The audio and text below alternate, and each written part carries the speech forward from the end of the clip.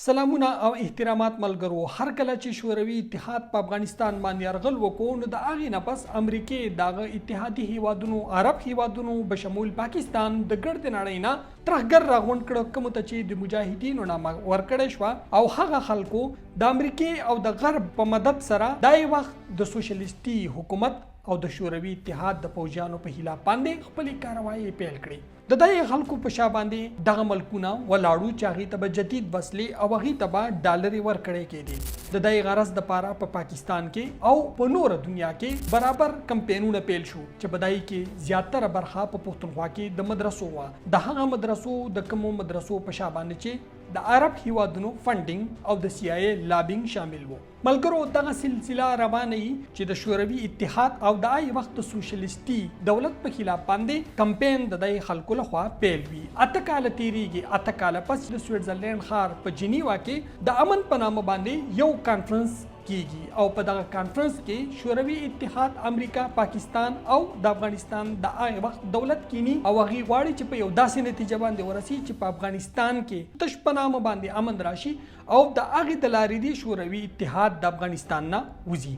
اخر د دې غونډې نه پس روس مجبور شو او د افغانستان نه ووتلو. د بده مرغه په دغه مذاکراتو کې د افغانستان مین اکټر کوم چې سو کارډ مجاهدین او هغه پکې نو شامل. د هغې مجاهدینو پر رهبرۍ باندې پاکستان ناسو او پاکستان د افغانستان د مستقبل فیصلې کولې. هر کله چې د دغه لوزنامې دای معاهدې کوم ته چې جنیوا اکټ هم ویلی شي د هغې د لارې شوروي اتحاد ووتلو، نو هغه مجاهدینو د کومو په مشرۍ چې پاکستان په جنیوا کې ناسو د کومو نمائندګي چې پاکستان کوله هم هغه مجاهدینو چې د افغانستان د هغې وخت د سوشلیستي دولت په خلاف هغې خپل کمپین ته نور دوام ورکو او افغانستان د یو نه ختمېدونکي جګړې سره مخ شو. اخر داسې بله کېدله چې د افغانستان دغه مین اکټر ولې مخامخ په دغې مذاکراتو کې نه کېناستلو، د افغانستان د هغې وخت د دولت سره برای راست مذاکرات نه کول. اخر ولې پاکستان د هغې په نمایندګۍ کې دلته کېناستلو. پاکستان ته دا معلومه وه که چېرې دغه مجاهدین په دغه لوزنامه کې کېناستل نو شاید د افغانستان کورنۍ جګړې ته د پای ټکی کېښودلی شي. خو ولې د بده مرغه دغه خلک دغې مذاکراتونه لرې وساتلی شو. ولې ته لرې ساتلي کېدل؟ ځکه چې بیا به په افغانستان کې کورنۍ جګړه نه کېدله او دغه کورنۍ جګړه د پاکستان او د امریکې په ګټه باندې وه. په افغانستان کې دغه کورنۍ جګړه روانه وي چې د هغې خلکو په خلاف باندې طالبان مخې ته راځي او د هغې خلکو په شا باندې پاکستان خپل کومکونه پرېږدي. کوم خلک چې پاکستان مسلسل د داود خان د دولت نواله 1993 پورې په افغانستان کې استعمال کړی و او د هغې خلکو په خلاف باندې دغه نوې راپورته کړې شوې ډله طالبان سپورټ کوي. په افغانستان کې دغه سلسله روانه وي د کورنیو جګړو او په دغه دورانیه کې یعنی په کال 2001 کې په امریکا کې د 11 سپتمبر پیښه مخې ته راځي او د هغې نه پس امریکا په افغانستان باندې د هغه چا په بهانه باندې یرغل کوي کوم خلک چې امریکې د شوروي اتحاد په خلاف باندې د ګردې نړۍ نه راغونډ کړی او دلته کې آباد کړي. بیا د دغه یرغل نه پس د جرمني د بون کانفرنس د لارې په افغانستان کې یو نوی دولت مخې ته راځي او دغه دولت بیا دوام کوي د کال 2021 پورې. هم په دې دورانیه کې یعنی په کال 2014 کې امریکې د هغې خلکو لپاره دفتر په قطر کې پرانستو د کومو خلکو په بهانه چې امریکا راغلې وه او د کومو خلکو په بهانه باندې چې امریکې جګړه کوله. د دغې خلکو سره به د امریکې د CIA ډایرکټران د هغې اعلی حکام په قطر کې میلاوېدل او اخر په یو داسې نتیجه باندې ورسېدل چې امریکا د افغانستان نه ووتله. خو ولې یو ځل بیا د افغانستان یو مین اکټر چې په هغې وخت کې د افغانستان جمهوري دولت و هغه مذاکراتونه داسې لرې وساتلی شو لکه څرنګه چې په کال 1988 کې د شوروي د وتلو په وخت باندې د هغې وخت تش په نامه مجاهدین لرې ساتلی شوي وو. نو دا څنګه کېدلی شي چې د ریاست یو مهمه اداره او د ریاست مهم خلک بلکې واکمنان د داسې مذاکراتونه لرې ساتلی کېدل او اخیر د پلان د چاو کیر ولې داسې وشو؟ دا د افغانستان د هغې وخت د دولت خپلې ناکاموي کې د امریکې څه پلان و. نو په دې حوالې سره به ملګرو نن زما سره د افغانستان د هغې وخت د پارلمان غړي او بیا په کاناډا کې د افغانستان سفیره شینکۍ کړوخیله په دې موضوع باندې نن زما سره دا مرکه کوي. نو هیله لرم چې دا مرکه به تاسو د اخیره پورې اورئ. ډېره مننه. ډېره مننه شینکۍ کړوخیل صاحبه چې تاسو ماته وخت راکړو. په دې مصروفه وخت کې تاسو ماته وخت راکړو او دا مرکه یې زمونږ په مختلفو موضوعانو باندې او دای په حواله سره به تاسو نه کوېسچن کوم. زما لومړی سوال دا دی چې افغانانو 50 کاله جهاد وکړو. دغه جهاد دغه جګړه د چا په ګټه باندې تمام شو او د چا په تاوان باندې تمام شو؟ مننه. مننه. سلامونه او درناوی د پروګرام ټولو محترمو اوریدونکو او کتونکو ته.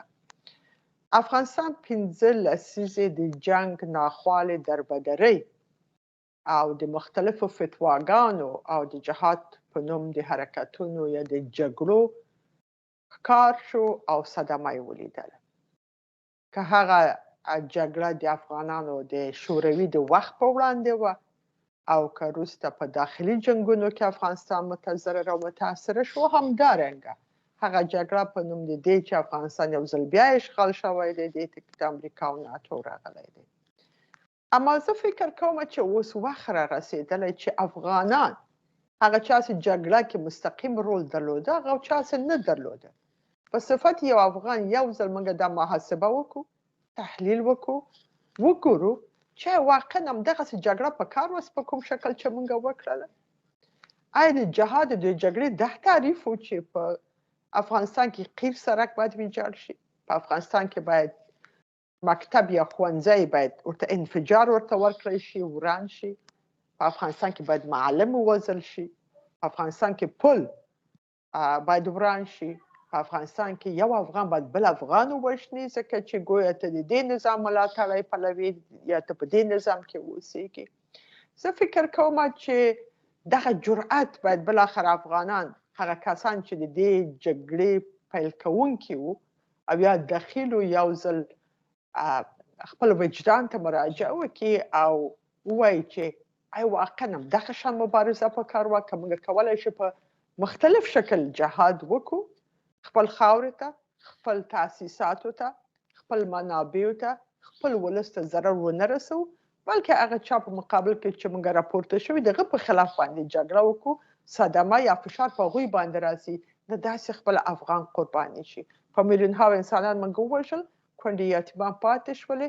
نن افغانستان کله هم ثبات خواته نه ده روان او مختلفې جګړې په مختلفو نومونو باندې موږ په خپل منځ کې په لاره واچولې، د نورو په لمسون باندې چې معلومدار د دې جګړې، د دې جهاد، د دې نوعیت او پلان او تمویل هر څه د بل چا برنامه وه، د بل چا د ګټو دپاره وه او موږ ډېر یو ساده خوشباوره خلک وو. موږ اعتماد کولو چې ګویا آیسای د پاکستان به هم زموږ دوست وي یا د ایران سپای پاسداران به هم زموږ دوست وي، یا موږ فکر کوو چې غربیان هم د خدای دپاره او د افغانانو دپاره د شورۍ په وړاندې موږ حمایت کوي. زه دا بالاخره دا وخت رسېدلی چې پوه سو چې موږ څنګه د نورو د جګړې ښکار هم موږ په خپله شو، په موږ باندې وضعیت چې راغلی یو نورماله وضعیت نه و او دا یو بدترین تاریخ و چې موږ تجربه کوو. امیدوار یم چې له دې بعده موږ متوجه اوسو او دا شانته جګړې چې د نورو په نقشه او په پلان او په برنامه کې وي، هغه په نور په خپل وطن او په خپل ولس باندې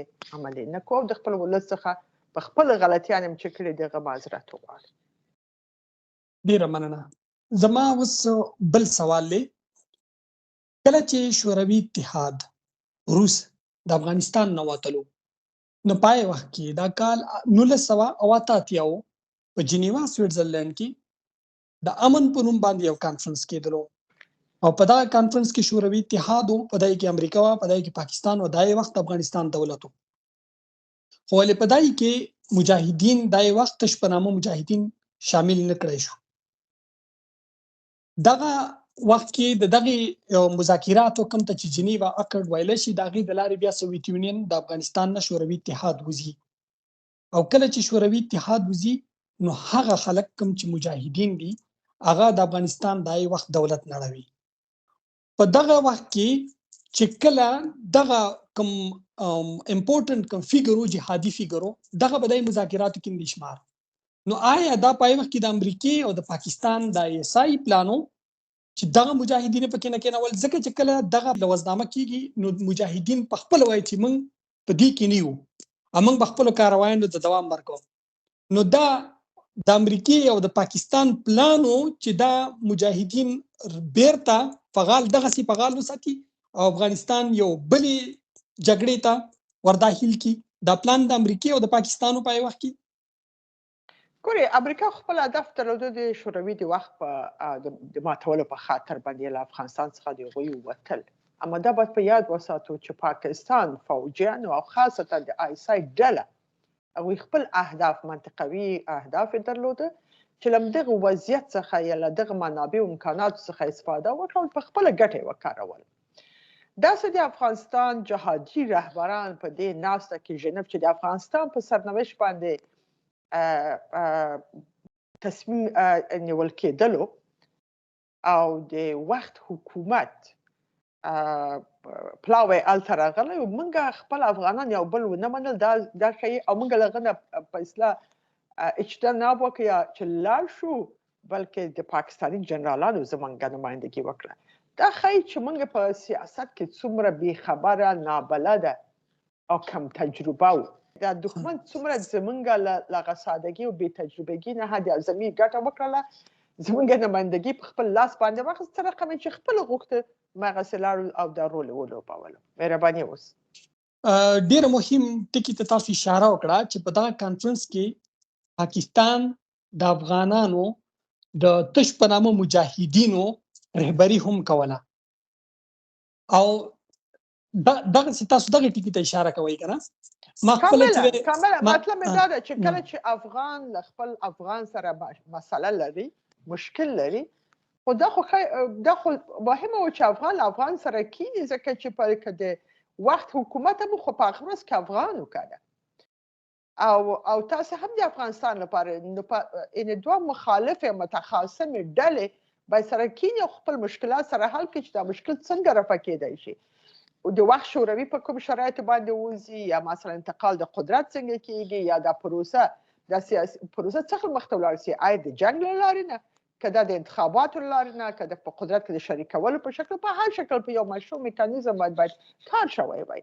اما کله چې افغان ته ویل کېږي او دومره هغه کېږي نظر تغییر کوي چې هغه انکار کوي چې نسي معلومدار کله چې پاکستان ولې د افغانستان په ګټه کار وکړي.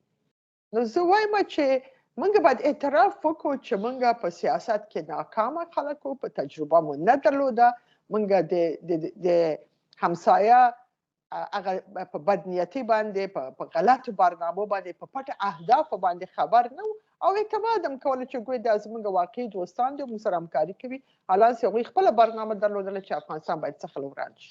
بیا که تاسو فکر کړئ نو هغه کومو خلکو چې په پاکستان باندې اعتماد درلودو د هغې خلکو په خلاف باندې بیا نوې یوه جبهه نوې ډله جوړه کړه چې نن ورته طالبان ویلی شي او د هغې خلکو په خلاف استعمال کړه د هغې خلکو په خلاف یې وکارول. نو دې کې چې دی افغانان له سبق دی چې زه د چا په لاس کې لوبېږم دا خلک زما په خلاف باندې نورې ډلې هم جوړولی شي. نو اوس راځم بل یو سوال ته راځم خپل دویم مهم سوال ته راځم. په کال 2014 کې په دوحه کې د امریکای حکومت طالبانو ته دفتر کولاوي چې دغه دفتر ته ویل شي د طالبانو سیاسي دفتر.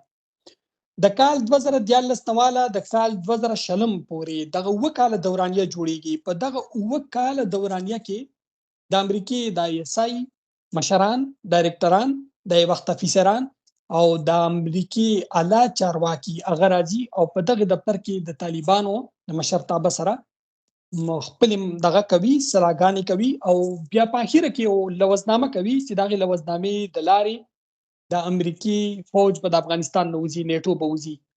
په دغه 9 کاله دورانیه کې د افغانستان دولت ولې په تیارو کې ساتلی شي؟ آیا دا امریکای په تیارو کې ساتو د هغې خپله پالیسي وه که نه د افغانستان دای وخت په حکومت کې دای وخت په چارواکو کې توان نو خپل چې دی او اهلیت نو چې هغې دغسې په تیارو کې ساتلی کېدل. خیر وجه څه وه؟ ښه ګوره یو د 15 لسیزو جګړې کې کوم رهبران چې افغانستان ته ټاکلي د افغان ولس ته انتخاب کړي هغه رهبران چې له پاکستان موږ په میراث واخیسته او که له ایران نه نو د خپل افغانانو انتخاب کړي نه وو په هر صورت ادرسونه وو کومک شو امکاناتو ته برابر شو د دوی له طریقه خلک تنظیم شو منظم شو هم جګړې ته دوام ورکړله. اما کله چې په افغانستان کې یو نوی حکومت راغی، نوې دیموکراسي شروع ولا اساسي قانون نور قوانین جوړ شولو او انتخابي نظام رامنځته شولو، له همدغه له جګړې نه په میراث اخیستلو رهبرانو چې افغانستان ته میراث پاتې شوي، دوی هغه موډرن ادرسونه جوړ کړ چې دوی په بل شکل باندې د وخت حکومت یې ننګولو. کله به د قوم په نوم باندې برخه غوښتله، کله به د جهاد په نوم باندې، کله به د خپل سیاسي حزب یا تنظیم په نوم باندې به دوی برخه غوښتله. کله چې کسان به په سیستم کې مقرر کړ، د هغوی ټول هغه وفاداري او وابستګي مګر ډلې ته ویل کوم ادرس چې دوی معرفي شوي، نه دا چې د افغانستان نظام ته تعهد ولري یا خپل ملي ګټې وپېژني او تعهد یې هغلته وي او احساس جوابګویي او مسؤلیت یو سیستم ته وکړي، نو دوی ټول احساس مسؤلیت مګر یو شخص یو ادرس ته و. دغه ټول هغه بدبختي وه چې موږ په له همدغه تپل شوي جګړې نه موږ ته په میراث رارسېدلې وه. دا چې مثلا د دوحې په پروسه کې یا خبره اترو کې د افغان حکومت خو په شروع په پلان کې و چې باید افغان حکومت وي، طالبان وي، همدارنګه امریکایان، یعنې په شکل د مثلث په همدا خبرې روانې وي تر څو پورې یو تفاهم ته سره ورسیږي او یو بدلون رامنځته شي چې دا جګړه ختمه شي. اما داسې وروسته ولې د امریکې دریځ بدل شو؟ آیا دا په دې کې د ښاغلي خلیلزاد خپل غوښتنه او خپل سیاستوال دې ته آماده کړو ذهنیت چې نه هغه به وځي، د افغان حکومت به وځي، فقط طالبان به یو موږ به یو موږ به د خپلو عساکرو د راوستلو لپاره به له هغوی سره یو معامله کوو. او یا داسې واقعا امریکا غوښتل چې مثلا ورو په ورو د خپلو ګټو په خاطر باندې فقط طالب سره معامله وکړي، افغان ولس یا افغان حکومت ورته مهمه نه وي. نو دا به وخت او تاریخ په بالاخره به ثابته کړي او دا اسناد به بربند شي چې د افغان حکومت څنډه کول د چا غوښتنه وه. ځکه چې دا نشي کېدلی چې د افغان په حکومت کې په ځینې کسانو باندې اعتماد نه درلود، اما دا نه چې باید پوره نظام باید سقوط ته برابر شوی، خو اشخاص کېدای شي چې په اشخاص کې یو بدلون راغلی وای. نو زه فکر کوم چې دا به په دې کې به امریکا خپله غوښتل چې همداسې یو وضعیت رامنځته شي، خو د دې داسې وضعیت رامنځته دا یو قوي لابي ته ضرورت لري. دا لابي چا کوله؟ پاکستاني جنرالانو کوله، د خپل په طالبانو کوله، د قطریانو کوله، دا چا کوله چې امریکا کې دومره په دوی په نظریه کې بدلون راغی چې بالاخره په افغانستان حکومت له دې خبرو اترو نه لرې کړ. یو شی باید ووایم چې نه تنها حکومت لرې شو، افغان ولس له دې خبرو نه ووتلو. هغه کوم هیات هم چې هغوی سره خو په مسایلو باندې خو کله هم خبرې ونه شولې. دا خو په هغه فرعي موضوعاتو باندې خبرې کېدې، اما اصلي مذاکرات خو د افغانستان له هیات سره خو کله هم ونه شولې. بېشکه په دغه لوزنامه کې امریکا دا غوښتنه هم د موجوده نظامیانو نه د طالبانو نه کوي که چېرې هم تاسو په دغه کې رالی، په ولسواکۍ کې رالی او اختیار تاسو په لاس کې راغی، نو تاسو به ښځو ته حقونه ورکوئ، ښځو ته به تعلیمونه ورکوئ. خو ولې دا د دریم کال روان دی په افغانستان کې د ښځو تعلیمي ادارې بندې دي، سکولونه، ښوونځي، مکتبونه، پوهنتونونه ټول بند دي. افغانستان یو داسې اړخ ته روان دی چې د هغې راتلونکی ښه راتلونکی، ښه مستقبل راتلونکی په نظر نه راځي. نو که چېرې دا نظام دغسې جاري وساتي، دغه پالیسي چې ښځې د جدید علومو نه، د ماډرن ایجوکیشن نه لرې وساتي، نو آیا افغانستان به د نورو هیوادونو په رنګ باندې که موږ په ګاونډ کې وګورو، که د تاجکستان نه راوالو د ایران پورې، په ایران کې مالته چې دی اسلامي د هغې یو خپل اسلامي سیستم دی، خو هلته کې د ښځو په تعلیم باندې بندیزونه نشته، ښځې تعلیم حاصلوي. په پاکستان کې هم موږ ته د اسلام دغه راکوي، خو ښځې هلته کې تعلیم حاصلوي او په هر انسټیټیوشن کې دا یې ښځې دي. نو آیا که چېرې دغسې دا پالیسي جاري وي یا دغسې دوام ولري، نو بیا د ښځو د عصري علومو نه به افغانستان پرمختګ وکړي که نه لا به تیارو ته لاړ شي؟ ښه، اول خو باید ووایم چې د دوحې په توافقنامه کې د بشر د حقونو یا د ښځو حقونو په هغه شکل چې باید راغلي وای نه دي راغلي. امریکا که واقعا د ښځو د حقونو پلوی اوسېدلی باید اول توافقنامه کې مخکې هغه نه چې خپل عساکر وباسي باید مذاکرات شروع شوي وای، مذاکرات سرته رسېدلي وای، یعنې مشروط وتل به هغه کې مطرح کړی خو یو کال وروسته هم که وتل وای څه فرق کوله، اقلا نن خو به دغه بې سرنوشتي نه به افغانستان خلاص وکنه، د انزوا کې خو به نه وکنه، خو په یو مشروع میکانیزم باندې یو بدلون به راغلی وای چې هم بین المللي ټولنې ته قابل د قبول وي، اما افغانانو د هر افغان ژوند کې خوندي وي او د خپل حقونو څخه برخمن وي. خو دې نه معلومېده چې څومره سطحي برخورد له دغه توافقنامې سره وشو. دا یوه مسله چې ډېره مهمه ده. راځو چې افغان مېرمنې چې نن له خپل حقونو بې برخې دي، زه فکر کوم هغه چا چې په دوحې کې مذاکرات کول هغوی هم د خاص اختیار خاوندان نه دي، فقط هغوی هم ولوبول شو. لوبه ډېره فکر کوم چې مغلقه وه، په دې کې ډېر لاسونه وو او دې کې استخباراتي مسایل فکر کوم قوی‌تر او نسبت د چې په ظاهر باندې ځینې شیان ګورو. په اسلام کې ګوره د ښځو کوم برخورد چې کېږي دا خلاف د دین دی، د اسلام دین دی. موږ په قرآن باندې دلته اتکا نه کوو، موږ په هغه غلطو روایاتو باندې اتکا کوو چې نن په ښځو باندې دا تحمیل شوي دي. په اسلام کې چې راغلی دی چې اولین پیغام د زده کړو د پوهېدلو دی یا د پوهاوي ده، هغه کې خو د عمومي حکم دی چې د نر او ښځو دپاره دی. دا خو نه دی چې صرف نارینه به درس وایي، او عصري علوم خو کاملا باید د نننۍ ورځې د هغه د ضرورت دی. په یو ټولنه کې خو ټول ملایان نشي تربیه کېدلی، ټول عالمان دي.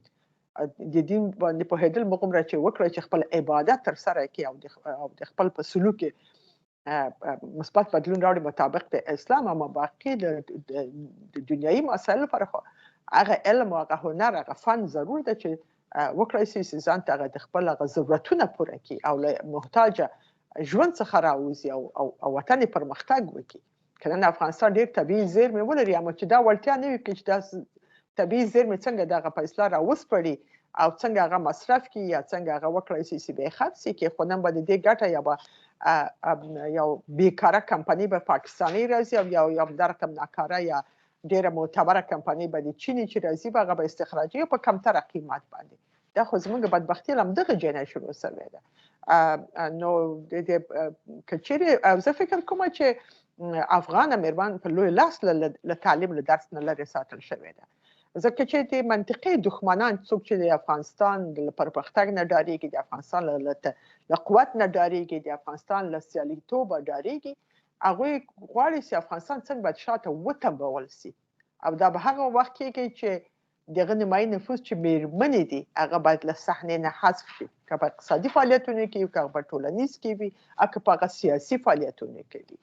اول خو د ښځې اسپېدل د قوت نیمایي کېږي. دوم، باسواده با تعلیمه مور دا به داسې نسل روزي چې هغه بیا د پاکستان په خبرو په توطیو به نه غولېږي. نو همدې خاطره باسواده مور باسواده نسل روزي او باسواده نسل به افغانستان ژغوري. دا پاکستان ته قبول نه ده او نه دا سپاه پاسداران ایران ته قبول ده. همداسې کېدای شي نور منطقوي استخبارات هم چې لرې او نږدې چې نه غواړم ټول ته اشاره وکړم. د همدې خاطره دوی همداسې مطالب راټول کړي، همداسې غیر معیاري مطالب یا روایتونه یا قرائتونه پیدا کړي دي تر څو پورې هغه څوک چې زیاتره هم نه پوهېږي د هغوی په ذهن کې دا وراچولي دي چې ګویا همدغه شریعت دی. که چیرې دا واقعي شریعت نو پاکستان کې ولې بېنظیر بوټو د اسلامي مملکت سربراز جوړېدله، ټول اجرایي صلاحیت هغې کې. نن په پاکستان کې نه تنها چې نجونو تعلیم کوي، نن مریم نواز دی یو لوی ایالت چې او با قدرت ایالت چې پنجاب د دغه مشره ده. نو دا خو څنګه دوه رنګه اسلام ده؟ دا په هیڅ اسلامي مملکت کې کوم وضع چې افغان مېرمنو سره مخ ده نه ده. د قطر لومړۍ مېرمنه مثلا کوم لباس یې اغوندي او افغان په همدغه پوشش کې هم قابل د قبول نه ده. نو دغه مسایل دي چې دا زه فکر کوم چې موږ د غلط سیاست ښکار شوي یو، یا منطقوي سیاست دی او همدارنګه د ځینو ملکونو ځانګړی سیاست هم د بین المللي رقابتونو ښکار شوي. اما افسوس دا ده چې موږ په حیث افغان ولې په دې باندې نه پوهېږو چې د موږ ګټه څه شی ده، او موږ ولې په حیث یو مسلمان هغه واقعي اسلام نه زده کوو او هغه نه پیروي نه کوو. اسلام هغه ستر دین دی چې په هغه کې برتري د انسانانو په اساس د جنسیت نه ده چې نر برتره د ښځې نه ده، بلکې معیار تقوا دی. با تقوا انسان الله ته نږدې ده، نه دا چې هغه یو نارینه به وي چې الله ته به نږدې وي. او زه فکر کوم چې شاید اسلام یوازینی دین وي چې برابري د انسانانو ته قبلوي وي او د ښځو لپاره ځانګړي حقونه هم قایل وي چې څنګه د ښځو درناوی وشي او څنګه ښځو ته باید حق ورکړل شي. هغه برخورد چې حضرت پیغمبر مېرمنو سره کوي، نجونو سره کوي، هغه آخرینه خطبه کې کوم نصیحت چې خپل امتیانو ته کوي دا ټولو د ښځو په ګټه باندې. خو متاسفانه موږ هغه مسایل باندې یا خبره نه یو او یا داسې موږ دومره باورونه غلط شوي چې موږ هر حقیقي شت هر روایت په بله نظریه ګورو. اخیری سوال او د دې بل لنډ جواب تاسو راکوئ. په کوم نظام کې چې وګړو ته په خاصه توګه ښځو ته حقونه نه وي حاصل، چې کوم بنیادي حقونه دي ورته نه وي حاصل، هغه نظامونه هغه حکومتونه دوام کولی شي؟ هر هغه نظام چې د ولس حمایت ځان سره ونه لري هغه دوام نشي کولی. ډیره مننه. کور مو ودان او ډیره مننه او خیر وي ژوند نو پر روان مخکې به هم دغسې یو بله مرکه کوم. د خدای په امان.